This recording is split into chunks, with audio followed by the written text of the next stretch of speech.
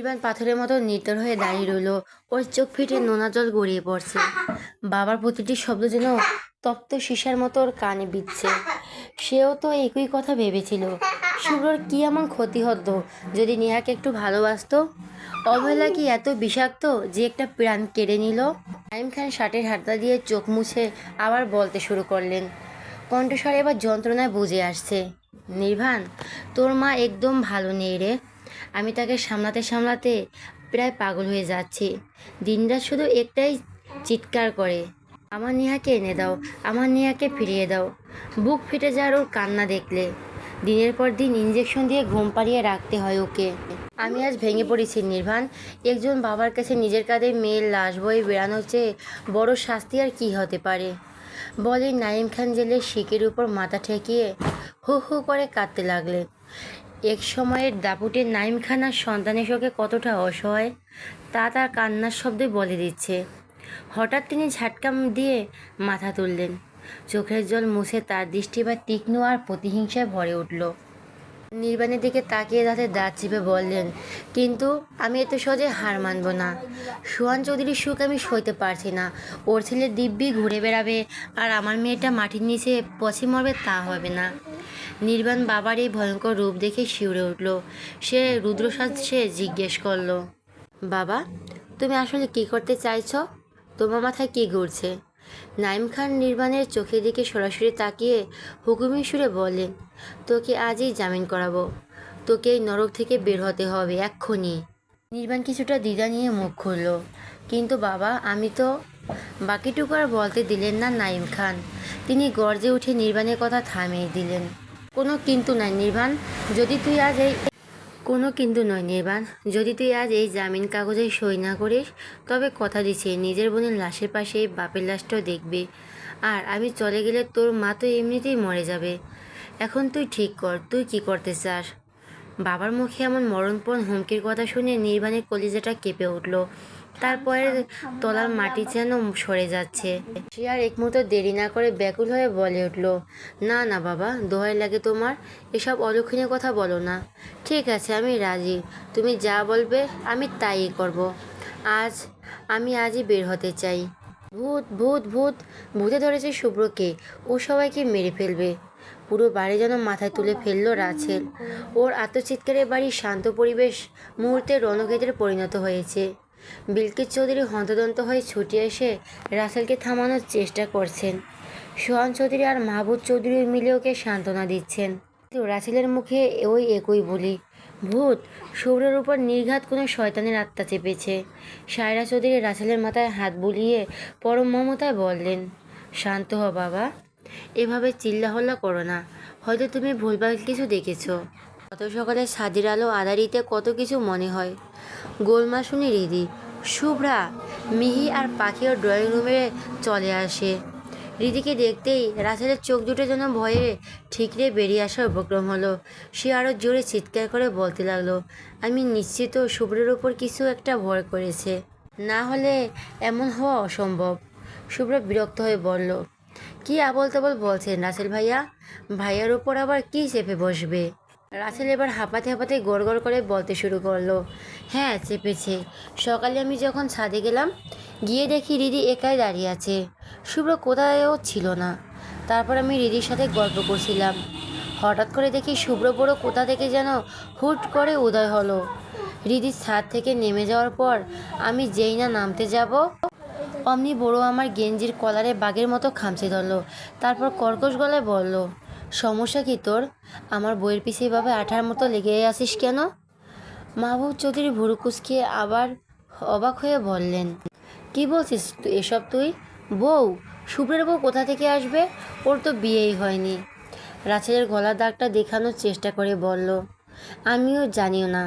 বড় চোখ তখন আগুনের মতো লাল ছিল আর বারবার খালি বউ বউ করে চিৎকার করছিল। আমি যেই বলেছি যে তুমি তো বিয়েই করনি, বউ কোথা থেকে এলো? তখনই শুভ্র বড় আমার গলা টিপে ধরলো। এত জোরে চেপে ধরেছিল যে আমি শ্বাস নিতে পারছিলাম না। ওটা কোনো মানুষের শক্তি ছিল না মামা, নির্ঘাত কোনো জিন বোধ হবে। রাসেলের কথা শুনে রিদি মুহূর্তের জন্য একদম স্থির হয়ে গেল। রাসেলের আতঙ্কিত চেহারা দেখে ওর আর বুঝতে বাকি নেই যে শুভ্র সত্যি এমন কাণ্ড ঘটিয়েছে। শুভ্রর মতো গম্ভীর একটা ছেলে এমন পাগলামি করেছে ভেবেই রিদি আর হাসি চেপে রাখতে পারল না। ও হঠাৎই হা হা হা হু হু হি হি শব্দ করে হেসে উঠল। রিদির এমন অসময়ের অট্টহাসি দেখে ড্রয়িং রুমে থাকা বাড়ির বড়রা থেকে শুরু করে সবাই ওর দিকে গোল গোল করে চোখ তাকালো। মুহূর্তে রিদির নজর ভুল বুঝতে পেরে দু হাত দিয়ে মুখ চেপে হাসি থামিয়ে দিল। রিদির বাবা ইকবাল ইহসান বড় কুচকে মেয়ের দিকে তাকিয়ে গম্ভীর গলায় বললেন, কী হয়েছে রিদি, এমন অসবের মতো হাসলি কেন তুই? রিদি আমতা আমতা করে কোনো মতে হাসি চেপে বলল, এমনি আবু, জাস্ট একটা জোকস মনে পড়ে গিয়েছিল। রাসেল রিদির দিকে প্রায় কান্নাকাটি করার মতো মুখ করে তাকিয়ে বলল, রিদি তুমি কি এটাকে মজা ভাবছো? আমি একটু ইয়ার্কি করছি না, খোদার কসম বলছি। শুভ্র বড় আমার সাথে ঠিক এটাই করেছে। আমার গলায় এখনও দাগ বসে আছে মনে হয়। রাসেলের কথা শেষ হওয়ার ঠিক সেই মুহূর্তে ঘর থেকে বের হয়ে এলো ঈশান, তুর্য আর রিফাত। তাদের সবার পেছনে পকেটে হাত দিয়ে অসভ্য অত্যন্ত শান্ত ভঙ্গিতে হেঁটে আসছে শুভ্র। শুভ্র ওর পরনের শার্টের হাতাটা কুইন পর্যন্ত গোটানো। ডাইনিং টেবিলের কাছে আয়েশ করে বসলো। ড্রয়িং রুমে ওই গম্ভীর পরিবেশ যেন ও টেরই পায়নি। ও বিলকিস চৌধুরীর দিকে তাকিয়ে নির্বিকার গলায় বলল, চাচি খেতে দাও তো, খুব খিদে পেয়েছে। সবাই যখন হতভম্ব হয়ে ওর দিকে তাকিয়ে আছে তখন বিলকিস চৌধুরী শুভ্রর দিকে এগিয়ে এসে কপালে ভাঁজ ফেলে বললেন, কী রে শুভ্র, সকালে ছাদে তুই নাকি রাসেলের গলা টিপে ধরেছিস? ও তো বলছে তুই নাকি বারবার বউ বউ করে চিৎকার করছিলি, এসব কি সত্যি? তোর শরীর টরীর কি ঠিক আছে তো? বিলকিস চৌধুরীর কথা শুনে শুভ্র টেবিলে রাখা জগ থেকে এক গ্লাস জল ঢেলে নিল। এক ঢোকে খেয়ে গ্লাসটা নামিয়ে রেখে অত্যন্ত শান্ত গলায় বলল, আসলে চাচি, হুট করে ছাদে রাসেল আমায় দেখে কেমন যেন কুঁচকে যাচ্ছিল। ও আমাকে দেখে ভয় পাচ্ছে দেখেই আমার মাথায় দুষ্টুমি বুদ্ধি চাপলো। ভাবলাম আরও একটু ভয় দেখিয়ে দেই, তারপর আর কি এই পাগলামির অভিনয়টা করলাম। কিন্তু ও যে এতটা সিরিয়াসলি ভয় পেয়ে গেল সেটা আমি গেস করতে পারিনি। শুভ্রের কথা শেষ হতে না হতেই ড্রয়িং রুম থমথমে পরিবেশটা মুহূর্তে হালকা হয়ে গেল। ভয়ের বদলে এবার হাসির রোল পড়ল সবার মুখে। ঈশান, তুর্য আর রিফাত তো হেসে কুল পাচ্ছে না। রাসেল নিজের কানকে বিশ্বাস করতে পারছে না যে বড় বড় চোখ করে শুভ্র দিকে তাকিয়ে আমতা আমতা করে বলল, তার মানে তুমি আমাকে জাস্ট ভয় দেখানোর জন্য আমার সাথে অমন অদ্ভুত অভিনয় করেছো? আর ওই যে বউ বউ করছিলে? শুভ্র তখন প্লেটে খাবার নিতে নিতে আর চোখে একবার রাসেলের দিকে তাকালো। ওর ঠোঁটের কোণে সেই পরিচিত রহস্যময় বাঁকা হাসিটা ফুটে উঠল। সে গম্ভীর মুখে রাসেলের দিকে ইশারা করে বলল, কাছে আসো, ভালো করে বুঝিয়ে বলছি তোমাকে। শুভ্র ডাকার ভঙ্গি দেখে রাসেলের বুকটা আবার একটু কেঁপে উঠল। ও বুঝতে পারছে না শুভ্র কি এখনও মজা করছে নাকি আসলে কিছু বোঝাতে চায়। ড্রয়িং রুমে বাকিরা তখন হাসাহাসি করছে। রাসেল যেন ভয়ে একেবারে জমে পাথর হয়ে সোফায় সেটে আছে। শুভ্রর কাছাকাছি যাওয়ার সাহস তো দূর, ওর দিকে তাকাতেও এখন রাসেলের বুক কাঁপছে। রাসেলের এই করুণ দশা দেখে ইমন হাসতে হাসতে প্রায় গড়িয়ে পড়ছে। সে শুভ্র দিকে তাকিয়ে ফোড়ন কাটল, বড়ো তুমি এটা কি করলা? রাসেল বুড়ো তো এখন মনে হয় রাতের বেলা বাথরুমে যেতেও একা একা বের হতে পারবে না। আর সব থেকে বড় কথা, ও এখন তোমার সামনে আসতেই জমের মতো ভয় পাচ্ছে। ইমনের কথা শুনে ড্রয়িং রুমে আবার হাসির জোয়ার বয়ে গেল। সোহান চৌধুরী আর মাহবুব চৌধুরী মুচকি হাসছেন। শুভ্র অবশ্য কারো হাসাহাসিতে বিন্দুমাত্র কান দিল না। সে অত্যন্ত নির্বিকার মুখে নিজের প্লেটে মন দিল। সে একটু আগে সে কিছুই বলেনি। একে একে বাড়ির সবাই ডাইনিং টেবিলে এসে আসন নিল। শুরু হলো সকালের নাস্তা।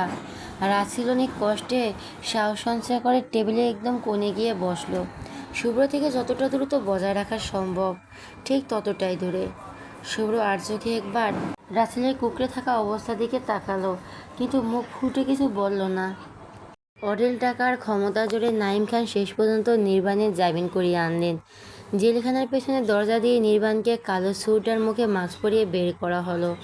অনেকে সিনেমার অপরাধীদের মতো ওকে গাড়িতে তোলা হলো, যেন কাকপক্ষেও টের না পায় যে শহরের কুখ্যাত আসামি এখন মুক্ত। গাড়িটা শহর ছাড়িয়ে অনেকটা দূরে নির্জন এক পাহাড়ের পাদদেশে এসে থামলো। চারপাশটা একদম শুনশান। পাহাড়ের একদম শেষ মাথায় দাঁড়িয়ে নাইম খান ধীর পায়ে নির্বাণের দিকে এগিয়ে এলেন। বাতাসের শোষ শব্দের মাঝে তিনি গম্ভীর গলায় বললেন, তোকে আজই লন্ডনের ফ্লাইটে উঠতে হবে নির্বাণ। তোর জামিনের খবর চাউর হওয়া সিচুয়েশন কন্ট্রোলের বাইরে চলে যাবে। কিছুদিন তোকে দেশের বাইরে গা ঢাকা দিয়ে থাকতে হবে। আমি সময় বুঝে তোকে সিগন্যাল দেব। বর্তমান সোহান চৌধুরীরা তাদের গ্রামের বাড়িতে আছেন। তুই ফিরবি ঠিক সময় মতো। নির্বাণ ভুরু কুঁচকে বাবার দিকে তাকালো। ওর চোখে হাজার প্রশ্ন। ও অধৈর্য হয়ে বলল, লন্ডন যাব সব বুঝলাম, কিন্তু বাবা, তোমার আসল প্ল্যানটা কি? জাস্ট কাজের কথাটা বলো। নাইম খান নির্বাণের কাঁধে শক্ত করে হাত রাখলেন। তার চোখের মনি দুটোতে প্রতিহিংসা চিকচিক করে উঠল। তিনি ফিসফিস করে বললেন, আমি চাই সোহান চৌধুরী ধান খেতে গোড়া থেকে কেটে দিতে। নির্বাণ আকাশ থেকে পড়ল। সে হতভম্ব হয়ে বলল, মানে ধান ক্ষেত কাটবে মানে? এসব কি বলছো বাবা? নাইম খান একটা তাচ্ছিল্যের হাসি দিয়ে বললেন, সহজ হিসাব। আমাদের ঘরে যখন চাল ডাল নাত আর পকেট টাকার অভাব সেটা আনতে পারি না, আর তখন আমরা অভাবটা হাড় কাঁপানোভাবেই টের পাই, তেমনি সোহান চৌধুরী ধান ক্ষেত আছে। আমি চাই ওটা এমনভাবে ধ্বংস করতে যাতে ওরা ভেতর থেকে দুমড়ে মুচড়ে যায়, ওরাও অভাব আর হাহাকার ফিল করতে পারে। নির্বাণ অবিশ্বাসের সুরে বলল, হোয়াট? ধান ক্ষেত ধ্বংস করবে? বাবা, তুমি কি সত্যি পাগল হয়ে গেছো? নাইম খান শান্ত কিন্তু হিমশীতল গলায় বললেন, একদম না। পুরো ছকটা আগে শোনো, তারপর বলছি আমি পাগল না জিনিয়াস। নির্বাণ কৌতূহলী গলায় বলল, আচ্ছা বলো। নাইম খান নির্বাণের কানের কাছে মুখ নিয়ে অত্যন্ত গোপনে শুরু থেকে শেষ পর্যন্ত কী কী করতে হবে সবটা খুলে বললেন। পুরো নকশাটা শোনার পর নির্বাণের চেহারা বদলে গেল। ওর ঠোঁটের কোণে এক পৈশাসিক আর ধূর্ত হাসি ফুটে উঠল। সে মুগ্ধ চোখে বাবার দিকে তাকিয়ে বলল, ওয়াও বাবা, মানতে হচ্ছে তুমি আস্ত একটা জিনিয়াস। আমার মাথায় তো এই আইডিয়াটা আসেনি। আগে জানলে তো আমি এটা অনেক আগেই সাকসেসফুল করে ফেলতাম। নাইম খান পকেট থেকে একটা খাম বের করে বললেন, উফ, তাড়াতাড়ি করলেই সব মাটি। কাজটা করতে হবে একদম নিখুঁতভাবে। এই নে তোর পাসপোর্ট আর ভিসা। তুই আজই লন্ডনে রওনা হ। সময় হলে আমি তোকে ডেকে নেব। নির্বাণ আকাশের দিকে তাকিয়ে এক পৈশাসিক তৃপ্তিতে অট্টহাসি দিয়ে উঠল। তারপর তাদের দাঁত চেপে বিড়বিড় করে বলল, মিস্টার সাইফান শুভ্র চৌধুরী, জাস্ট ওয়েট করো। তোর সাজানো সংসারের সব সুখে ধুলোয় মিশিয়ে দিতে আমি খুব শিগগিরই আসছি। সকাল গড়িয়ে বিকেল নামলো। আকাশ জুড়ে এখন সিঁদুরের মেলা আর গোধূলির আলতো বাতাস বইতে শুরু করেছে। রোদের তপ্ত সোনা গলে গিয়ে চারদিকে এক মায়াবী হলুদ আভা ছড়িয়ে পড়েছে। আজ সারাদিন রিধি একটা বারের জন্য শুভ্রের সাথে কথা বলেনি। শুভ্র বেচারা কিছু একটা বলতে গেলেই ও মুখ বাঁকিয়ে আর চোখ কপালে তুলে এমনভাবে ভেঙচি কেটে সরে গেছে যে শুভ্র আর কথায় সাহস পায়নি। ও যতটা সম্ভব সূর্যের ছায়াও মারিয়ে চলেনি আজ। ছাদের কোণে পরম অযত্নে পড়ে থাকা পুরনো আর মরিচা ধরা দোলনায় বসে রিধি মগ্ন হয়ে উপন্যাস পড়ছে। বিকেলের পাগলা হাওয়া এবং অবাধ্য এলোমেলো চুলগুলো গালিমুখে উড়িয়ে এনে ফেলছে। ও বিরক্ত হয়ে বারবারও তার কানের পেছনে গুজছে। রিধি সবসময় উপন্যাস পড়ে না। ওর যখন মন ভীষণ খারাপ থাকে আর বুকের ভেতরটা হু হু করে, ঠিক তখনই ও শব্দের মায়াজালে নিজেকে হারিয়ে ফেলতে চায়। আজও পরম মনোযোগ দিয়ে হুমায়ুন আহমেদের মাতাল হওয়া উপন্যাসটা পাতায় ডুব দিল। এদিকে শুভ্রের অবস্থা একদম কেরোসিন। সারাদিন রিধি ওকে এভাবে পাত্তা না দিয়ে ইগনোর করছে। এটাও কিছুতেই হজম করতে পারছে না। পিত্তি জলে একাকার হয়ে যাচ্ছে। মনে হচ্ছে দৌড়ে গিয়ে রিধির ওই মায়াবী গালে ঠাস ঠাস করে দুটো থাপ্পড় বসিয়ে দেই। সাহস কত ওর শুভ্র চৌধুরীকে ইগনোর করার দুঃসাহস দেখায়। কিন্তু বুকের ভেতর অবাধ্য মনটা শান্তিতে নেই। রিধির সাথে কথা বলার জন্য ভেতর থেকে ছটফট করছে। শুভ্র বাঘের মতো খাঁচাবন্দি হয়ে ঘরের ভেতর অস্থির পায়ে পায়চারি করছে। ঠিক সেই মুহূর্তে রিফাত গলা ছেড়ে গান গাইতে গাইতে ঘরে ঢুকলো। লাইনের শেষ রেস্টটুকু টেনে ঘরে ঢুকতেই শুভ্র ওভাবে পাগলের মতো পায়চারি করতে দেখে রিফাত চোখ টিপে শয়তানি সুরে বলল, কী রে শালা, জ্বালা উঠেছে নাকি যে এইভাবে রুমে পায়চারি করছিস? শুভ্র রক্তচক্ষু নিয়ে তাকিয়ে গর্জন তুলে বলল, মজা করবি না একদম বলে দিচ্ছে, একটা থাপ্পড় দিয়ে দাঁতের পাটি সব ফেলে দেব। রিফাত একদম ড্যাম কেয়ার ভাব নিয়ে বলল, উফ, ওটাই তো পারবা তুমি চান্দু, আর কি ছাই পারো তুমি? শুভ্র তাতে দাঁত চেপে গালি দিয়ে উঠল, তোর বালের ছাই পারি আমি, বেশি কথা বলবি না। রিফাতও পাল্টা গালি দিতে শুরু হলো, দুজনের তুমুল মারামারি আর ধস্তাধস্তি। শুভ্র দুমদাম কয়েকটা কিল ঘুষি বসিয়ে দিল রিফাতের পিঠে। রিফাত ব্যথায় কুকড়ে গিয়ে উঠে গালি দিয়ে উঠল, কিন্তু ধস্তাধস্তির পর শুভ্র কোমরে হাত দিয়ে হাঁপাতে হাঁপাতে বলল, শালা, মুড একদম ভালো নেই আমার, তোকে বলছি সামনে থেকে সরে যা। রিফাত ব্যঙ্গ করে বলল, কি হয়েছে সোনা তোমার? শুভ্র টেবিলে রাখা একটা ধারালো ফল কাটা ছুরি হাতে তুলে নিয়ে হিংস্র গলায় বলল, সামনে থেকে যা বলছি, না হলে তোর এমন জায়গা নজর দেব যে পরে তোর বউ ভবিষ্যতের অন্ধকার দেখবে, আমার নামে মামলা ঠুকবে যে কেন আমি সব শেষ করে দিলাম। রিফাত হ্যাবলার মতো চোখ গোল গোল করে বলল, ভবিষ্যৎ অন্ধকার দেখবে কেন রে? শুভ্র টেবিল থেকে ছুরি উঁচিয়ে রিফাতের দিকে এগোতে এগোতে পৈশাসিক গলায় বলল, কারণ তোর তো আর তখন কিছুই থাকবে না রে, আমি সব কেড়ে উড়িয়ে দেব, হা হা। রিফাত এবার সত্যি ভয় পেয়ে পিছিয়ে যেতে যেতে আর্তনাদ করে উঠল, দেখ শুভ্র, এত বড় সর্বনাশ করিস না, আরে জীবনে কোনোদিন মামা হতে পারবি না তুই। রিফাত এবার সত্যি ভয় পেয়ে পিছিয়ে যেতে যেতে আর্তনাদ করে উঠল, দেখ শুভ্র, এত বড় সর্বনাশ করিস না, আরে জীবনে কোনোদিন মামা হতে পারবি না তুই। শুভ্র ঠোঁটের কোণে এক বৈশাসিক শয়তানি হাসি ঝুলিয়ে ধীরে ধীরে রিফাতের দিকে এগোতে লাগলো। রিফাত আতঙ্কে বিছানায় সেটে গেল। শুভ্র যখনই ছুরিটা রিফাতের আসল জায়গা লক্ষ্য করে মারতে যাবে, ঠিক তখনই দরজা দাঁড়িয়ে কেউ চিৎকার করে উঠল, আ! শুভ্র আর রিফাত দুজনেই প্রচণ্ড অবাক হয়ে দরজার দিকে তাকিয়ে দেখলো মিহি দাঁড়িয়ে আছে। ও ভয়ে দুই হাত দিয়ে নিজের চোখ বন্ধ করে রেখেছে। পরিস্থিতি বেগতিক দেখে শুভ্র সাথে সাথে হাতের ছুরিটা ফেলে দিয়ে একদম স্বাভাবিক ভঙ্গিতে দাঁড়িয়ে মিহির দিকে তাকিয়ে রইল। রুমে ঢুকতে হলে যে পারমিশন নিতে হয় সেটা কি জানিস না? মাথায় কি একদম ম্যানেজ নেই তোর? মিহির সাবধানে চোখ খুলে দেখলো, কয়েকবার পলক ফেললো, তারপর নিজেকে স্বাভাবিক করার চেষ্টা করে কাঁপা কাঁপা গলায় বলল, আসলে ভাইয়া, রিফাত ভাইয়াকে তুর্য ভাইয়া রাখছে, তাই রুমের দরজা খোলা দেখে সরাসরি ভেতরে চলে এসেছে। রিফাত এতক্ষণে ধরে প্রাণ ফিরে পেল। সে মিহির দিকে তাকিয়ে কৃতজ্ঞতা সুরে বলল, তোমার হায়াত যেন অনেক দিন বেশি হয় মিহি, একদম ঠিক সময় এসেছো তুমি, না হলে এই শালা এতক্ষণে তোমার ভবিষ্যৎ কাটতে শুরু করছিল। রিফাতের কথার গুড় মানে মিহি না শুভ্র কেউই বুঝতে পেরে ওর দিকে অদ্ভুতভাবে ভুরু কুঁচকে তাকালো। রিফাত নিজের ভুল বুঝতে পেরে সাথে সাথে হেসে সালাম দিয়ে বলল, আমি জাস্ট মজা করছি। শুভ্র বিরক্ত হয়ে বিড়বিড় করে বলল, ইডিয়েট একটা, বলে শুভ্র হনহন করে রুম থেকে বের হয়ে গেল। রিফাত লম্বা একটা শ্বাস টেনে বলল, ধন্যবাদ তোমাকে আমার বইয়ের ভবিষ্যৎটা বাঁচানোর জন্য। মিহি এবার কথাটা মানে বুঝতে পেরে প্রচণ্ড লজ্জা পেল। ও আমতা আমতা করে বলল, ছি ভাইয়া, কি বলেন এসব? রিফাত মুচকি এসে বলল, শোনো, সত্যি কথা বলতে লজ্জা পেতে নেই, তাই সত্যিটাই বললাম। কে বলতে পারে এই ভবিষ্যৎটা হয়তো তোমারও হয়ে যেতে পারে। মিহি কানে হাত দিয়ে তবা করা ভঙ্গিতে বলল, আপনি থাকেন আপনার এইসব বাজে বাজে কথা নিয়ে। ওর আগে ফুসতে ফুসতে ছাদে পা রাখলো, কিন্তু সেখানে গিয়ে ওর মেজাজ একদম তুঙ্গে উঠল। দেখলো ওর মহারানী কি সুন্দর আয়েশ করে দোলনায় বসে বই পড়ছে। শুভ্র বড় বড় কয়েকটা শ্বাস নিয়ে নিজের ভেতরে আগুন শান্ত করার একটা ব্যর্থ চেষ্টা করলো। তারপর খুব ধীর পায়ে নিঃশব্দে রিদির একদম সামনে গিয়ে এক বিশাল ছায়ার নিচে দাঁড়িয়ে রইল। রিদি তখনও এক মনে বিড়বিড় করে পড়ছে। ও যেন উপন্যাসের পাতায় এতটা ডুবে আছে যে সামনে জমের মতো কেউ দাঁড়িয়ে আছে সেটা টের পাওয়ার কোনো হুঁশে নেই।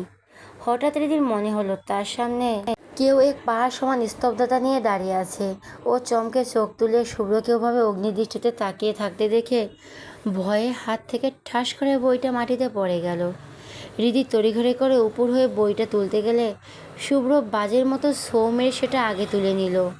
এক পলক বইটার প্রচ্ছেদের চোখ বুলিয়ে ও রিদির দিকে তাকিয়ে হিমশীতল গলায় বলল, তাহলে আমার সাথে কথা না বলে এই উপন্যাস পড়া হচ্ছে আপনার? রিদি কোনো পাল্টা জবাব দিল না। মুখে একরাশ তাচ্ছিল্যের হাসি নিয়ে শুভ্রর হাত থেকে বইটা নিতে গেল। শুভ্রর সাথে সাথে বইটা দূরে সরিয়ে দিয়ে রিদির একটা হাত খপ করে ধরে হেঁচকা টানে নিজের একদম কাছে নিয়ে এলো। রিদির চোখের মনির দিকে তাকিয়ে দাঁতের দাঁত চেপে বলল, সমস্যা কি তোর? কথা কেন বলছিস না? মুখে কি তিতা বিষ লেগেছে? রিদি তবুও নির্বিকার। ও শুধু শুভ্রের লোহার মতো শক্ত আঙুলের বাঁধন থেকে নিজের হাত ছাড়ানোর জন্য বৃথা চেষ্টা করতে লাগলো। রিদির এই নীরব অবাধ্যতা শুভ্রের মাথায় রক যেন ছিঁড়ে ফেলছে। ও মুহূর্তে রিদিকে টেনে নিয়ে গিয়ে ছাদের রেলিং আর দেওয়ালের সাথে সজোরে চেপে ধরল। ওর চোখের কোণে চোখ রেখে পৈশাসিক গলায় ফিসফিসিয়ে বলল, রিদি, আমাকে খেপিয়ে দিস না, ফল কিন্তু একদম বিষাক্ত হবে। রিদি এবার সত্যি জেদ চেপে গেল। লোকটি নিজেকে ভাবে কি? ভালোবাসে বলে কি যা খুশি তাই করবে? ও চিৎকার করে বলে উঠল, আপনার সাথে আমার কথা বলতে একদম ইচ্ছে করে না। আমি কথা বলবো না আপনার সাথে। আপনি আমার থেকে যোজন যোজন দূরে থাকবেন, একদম কাছে আসবেন না, আর ছোবেন না আমায়। শুভ্র জল শক্ত হয়ে এক বিবশ রূপ ধারণ করলো। ও কর্কশ গলায় গর্জে উঠল, কি বললি তুই? আবার বল, কুইক। রিদি বিন্দুমাত্র না দমে বুক ফুলিয়ে জেদ গলায় আবার বলল, আপনার সাথে আমি কথা বলবো না, বলবো না, বলবো না। আর আপনি থেকে দূরে দূরে থাকবেন, একদম শোবেন না আমায়। শুভ্র এক মুহূর্তে থমকে গিয়ে এক পাশবিক হাসি দিল। ও পৈশাসিক গলায় বলল, আমি দূরে থাকবো, তোকে ছোবো না আমি, এটাই বলতে চাইছিস তুই? রিদিও জেদি গলায় উত্তর দিল, হ্যাঁ। শুভ্র চোখে তখন অদ্ভুত নেশা। ও হিংস্র গলায় বলল, ওকে, ঠিক আছে, ছোবো না। এই দেখ, আমি তোকে ছোবো না। কথাটি শেষ হতে না হতে রিদি কিছু বুঝে ওঠার আগেই শুভ্র হিতাহিত জ্ঞান হারিয়ে রিদির ঠোঁটজোড়া নিজের কড়ার গিলাসে বন্দি করে নিল। ও ভুলেই গেল যে তারা এখন দিনের আলোয় খোলা ছাদে দাঁড়িয়ে আছে। ও কোনো আদর বা সোয়াগ নয়, বরং কামন দিয়ে নিজের জমানো সব রাগ মেটাচ্ছে। শুভ্র মস্তিষ্ক কাজ না করলেও রিদির হুঁশ ঠিকই আছে। ও আপ্রাণ চেষ্টা করছে নিজেকে এই পাশবিকতা থেকে। শুভ্র এতই জোরে আক্রমণ করেছে যে রিদির চোখের কোণ বেয়ে নোনা জল গড়িয়ে পড়তে লাগলো। ও যতই নড়ছে, শুভ্র ততই হিংস্রভাবে ঠোঁট আক্রমণ করছে। এই নিঃশ্বাস বন্ধ হয়ে আসছে, মনে হয়েছে এই বুঝি সে জ্ঞান হারিয়ে ফেলবে। শুভ্র তখন কোনো হুঁশ নেই। ঠিক তখনই ছাদের দরজার উপাস থেকে গগন বিদারী চিৎকার শোনা গেল, শুভ্র!